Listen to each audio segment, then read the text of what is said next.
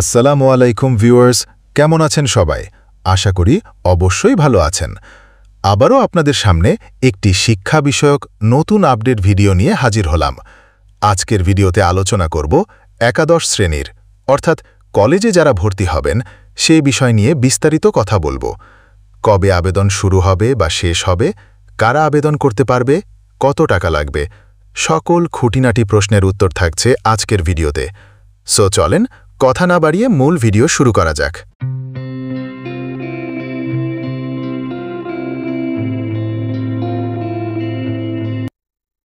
প্রিয় শিক্ষার্থীবৃন্দরা, আসুন প্রথমে আমরা মাধ্যমিক ও উচ্চশিক্ষা বিভাগ থেকে যে নোটিশটি দিয়েছে ভর্তি বিষয়ে, সে বিষয় নিয়ে বিস্তারিত আলোচনা নোটিশে রয়েছে। আসুন সে বিষয়ে আমরা বিস্তারিত জেনে নিই। এখানে বলছে যে এই নীতিমালায় সরকার কর্তৃক আইন দ্বারা স্বীকৃত কোনো মাধ্যমিক ও উচ্চ মাধ্যমিক শিক্ষা বোর্ড, বাংলাদেশ মাদ্রাসা শিক্ষা বোর্ড ও বাংলাদেশ কারিগরি শিক্ষা বোর্ড বোঝাবে। কলেজ বা সমমানের শিক্ষা প্রতিষ্ঠান বলতে কি বোঝাচ্ছে? দেশের যেকোনো বোর্ড হতে উচ্চ মাধ্যমিক বা সমমানের স্তরে পাঠদানের জন্য অনুমতিপ্রাপ্ত বা স্বীকৃতিপ্রাপ্ত যেকোনো শিক্ষা প্রতিষ্ঠানকে বোঝানো হবে। বিভাগ বলতে বোঝাচ্ছে যে অনুমতিপ্রাপ্ত উচ্চ মাধ্যমিক স্তরে বিজ্ঞান বলেন, মানবিক বলেন, ব্যবসায় শাখা বা ইসলাম শিক্ষা, গার্হস্থ্য বিজ্ঞান এবং সঙ্গীত বিভাগকে বোঝানো হবে। নির্ধারিত ফরম ভর্তির জন্য অনলাইন প্ল্যাটফর্মে নির্ধারিত আবেদন ফরম বোঝাবে, অর্থাৎ আবেদন কিন্তু অনলাইনে আবেদন করতে হবে, সেটাকে নির্ধারিত ফরম তারা বলছে। এখানে শিক্ষার্থী বা প্রার্থী উচ্চ মাধ্যমিক স্তরে ভর্তিইচ্ছুক ছাত্র ও ছাত্রী উভয়কেই বোঝাবে, অর্থাৎ যারা এসএসসি পাস করেছে তাদেরকেই শিক্ষার্থী বা প্রার্থী ধরা হবে। এবার আসুন দপ্তর সংস্থা। শিক্ষা মন্ত্রণালয়ের অধীনে ২৮ দপ্তর অথবা সংস্থাকে বোঝাবে। বিশেষ চাহিদা সম্পন্ন বলতে সমাজসেবা অধিদপ্তর কর্তৃক প্রদত্ত শারীরিক প্রতিবন্ধী বা কার্ডধারী উচ্চ মাধ্যমিক স্তরে ভর্তিইচ্ছুক শিক্ষার্থীদেরকে বোঝানো হবে আরকি। এখানে আর সেমন জানার বিষয় নেই। এখন আসি যে ভর্তির যোগ্যতা ও বিভাগ কিভাবে নির্বাচন করা যাবে।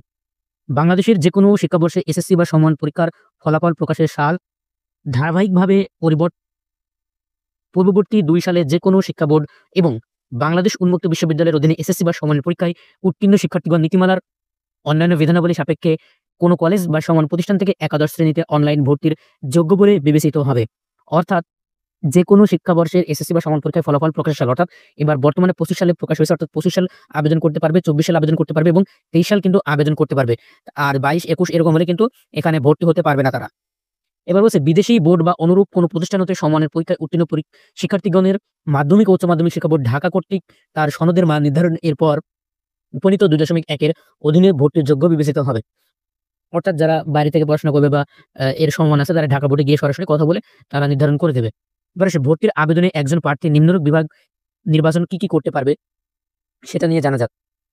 বিজ্ঞান বিভাগ হতে শিক্ষার্থীর বিজ্ঞান, মানবিক, ব্যবসায় শিক্ষা বিভাগের যেকোনো একটি নিতে পারবে। যেকোনো কোনটি মানে যেকোনো একটি নিতে পারবে। অর্থাৎ বিজ্ঞান বিভাগ থেকে কেউ সায়েন্সে যেতে পারে বা কমার্সে যেতে পারে।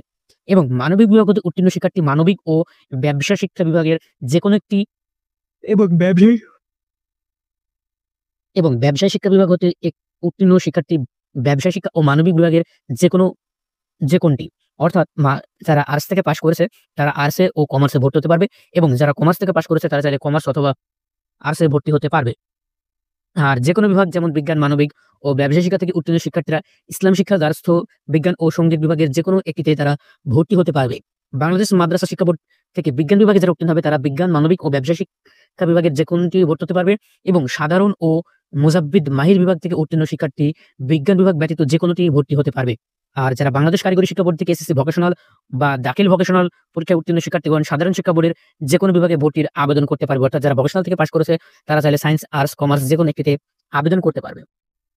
প্রার্থী নির্বাচনে অনুসরণীয় পদ্ধতি। ভর্তির জন্য কোনো বাছাই বা ভর্তি পরীক্ষা গ্রহণ করা হবে না। কেবল শিক্ষার্থী এসএসসি বা সমমানের পরীক্ষার ফলের ভিত্তিতে ভর্তি করা হবে। কলেজ সমমানের প্রতিষ্ঠানে ভর্তির ক্ষেত্রে সংশ্লিষ্ট কলেজ সমমানের প্রতিষ্ঠানের ৯৩% আসন সকলের জন্য উন্মুক্ত থাকবে এবং ১% থাকবে হচ্ছে শিক্ষা মন্ত্রণালয়ের কর্মচারী বা কর্মকর্তার সন্তানদের জন্য এবং অধীনস্থ দপ্তর সংস্থার কর্মরত কর্মচারীদের ক্ষেত্রেও ১% সহ মোট ২% আসন মহানগর, বিভাগীয় ও জেলা সদরের শিক্ষা প্রতিষ্ঠান ভর্তির জন্য ন্যূনতম যোগ্যতা সাপেক্ষে সে আসনটি সংরক্ষিত থাকবে এবং মুক্তিযোদ্ধা ও মুক্তিযোদ্ধা পুত্র কন্যার ভর্তির জন্য ৫% কোটা থাকবে। আর বলা হচ্ছে মুক্তিযোদ্ধা ও শহীদ মুক্তিযোদ্ধাদের পুত্র কন্যা না পাওয়া গেলে মেধা তালিকা থেকে উক্ত আসনে ভর্তি করতে হবে। কোন অবস্থায় আসন শূন্য রাখা যাবে না। অর্থাৎ যদি কেউ কোটায় আবেদন না করে বা কোটায় ভর্তি হয় না, তাহলে অন্য স্টুডেন্টরাও এখানে সুযোগ পাবে। এখন যেগুলো এখানে দেওয়া আছে, এখানে আমাদের জানার প্রয়োজন নেই। এগুলো আপনাদের বলছি না, এবার আসি অনলাইনে ভর্তি। শিক্ষা বোর্ড কর্তৃক অনুমোদিত সকল শিক্ষা প্রতিষ্ঠানে একাদশ শ্রেণীতে ভর্তির জন্য অনলাইনের মাধ্যমে আবেদন করতে হবে। কোনো কলেজে কিন্তু ভর্তি হওয়ার জন্য আপনাদের অফলাইনে সুযোগ নেই, অনলাইনে আবেদনের মাধ্যমে ভর্তি হতে হবে। ভর্তি সংক্রান্ত সকল কার্যক্রম অনলাইন প্ল্যাটফর্মে সম্পন্ন করা হবে। ভর্তির ফি বাংলাদেশ আন্তঃশিক্ষা বোর্ডের সমন্বয় কমিটি নির্ধারণ করে মাধ্যমিক ও শিক্ষা বিভাগের অনুমোদন গ্রহণপূর্বক প্রজ্ঞাপন আকারে প্রকাশ করবে। এটা আপনাদের কাজ না, এটা হচ্ছে যে কলেজের কাজ। এগুলো হচ্ছে কলেজ করবে। যেগুলো আপনাদের কাজ রয়েছে আমি বলে দিই। ভর্তির আবেদন, ফল প্রকাশ ও ভর্তি ও ক্লাস শুরু কবে হবে এ বিষয়ে পরে জানানো হবে।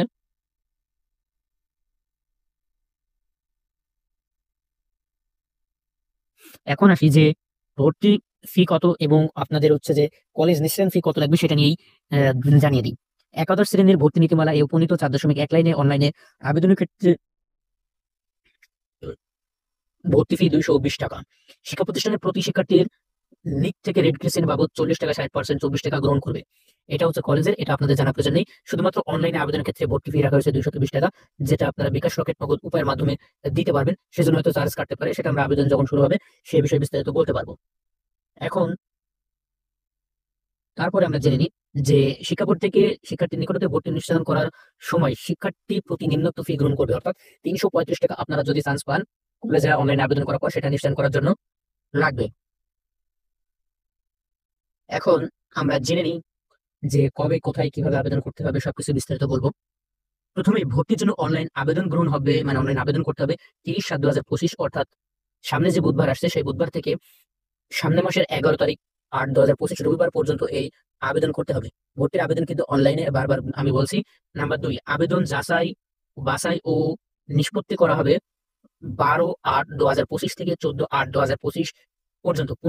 পুনর্নিরীক্ষণের ফলাফলের ভিত্তিতে শিক্ষার্থীদের আবেদন গ্রহণ করা হবে 14/8/2025 বৃহস্পতিবার। অর্থাৎ যারা রেজাল্ট চ্যালেঞ্জ করেছে তারা যদি ফলাফল তাদের পক্ষে পাশ করে তাহলে তাদের আবেদন করা যাবে হচ্ছে 14/8/2025 তারিখে।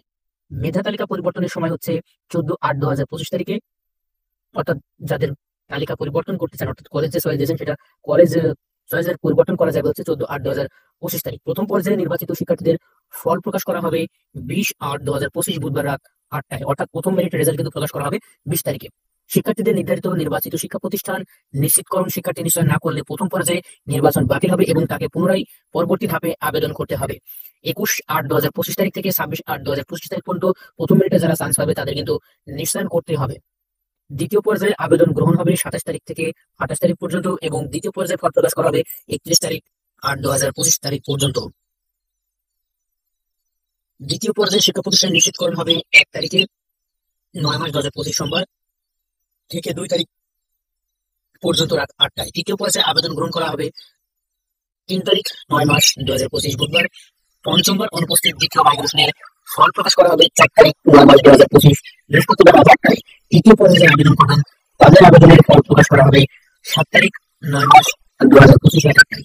এখন যারা এত কিছু বোঝেন না, ঘরে বসে আপনারা সঠিক ও নিয়মে আপনার কলেজে আবেদন নিশ্চয় ভর্তি সম্পন্ন করতে চান, তারা চাইলে যোগাযোগ করতে পারেন আমার সাথে। কিভাবে যোগাযোগ করবেন? দেখতে পাচ্ছেন স্ক্রিনে একটি নাম্বার দেওয়া আছে, ওই নাম্বারে ইমো অথবা হোয়াটসঅ্যাপ করে আপনারা ওই নাম্বারে যোগাযোগ করে আপনারা কলেজ ভর্তির সম্পূর্ণ প্রক্রিয়া সমাধান করতে পারবেন। এটি কিন্তু কোনো স্পন্সর ভিডিও নয়, এটা আমার নাম্বার। আমি অনলাইনে কাজ করে থাকি, আপনাদের প্রতারিত হওয়ার কোনো চান্স নেই। তাই ঘরে বসে সঠিক ও নিয়মে আবেদন করার আমার থেকে এটাই করতে আসা। এই ছিল আজকের শিক্ষা বিষয়ক নতুন আপডেট তথ্য, আপনাদের জানিয়ে দিলাম। ভিডিওটি ভালো লাগলে অবশ্যই লাইক, কমেন্ট, শেয়ার করতে ভুলবেন না। এমনই সব তথ্যবহুল ভিডিও পেতে অবশ্যই আমার ইউটিউব চ্যানেলটি সাবস্ক্রাইব করুন অথবা ফেসবুক পেজটি ফলো দিয়ে পাশে থাকবেন। আর যারা ঘরে বসেই একাদশ অর্থাৎ কলেজ ভর্তির সেবা নিতে চান তারা যোগাযোগ করুন স্ক্রিনে দেওয়া 01923952268 ইমো অথবা হোয়াটসঅ্যাপ এই নম্বরে। আজকের ভিডিও এই পর্যন্তই, দেখা হয়ে যেতে পারে নতুন কোনো ভিডিওতে ইনশাআল্লাহ। আজকের মতো বিদায়।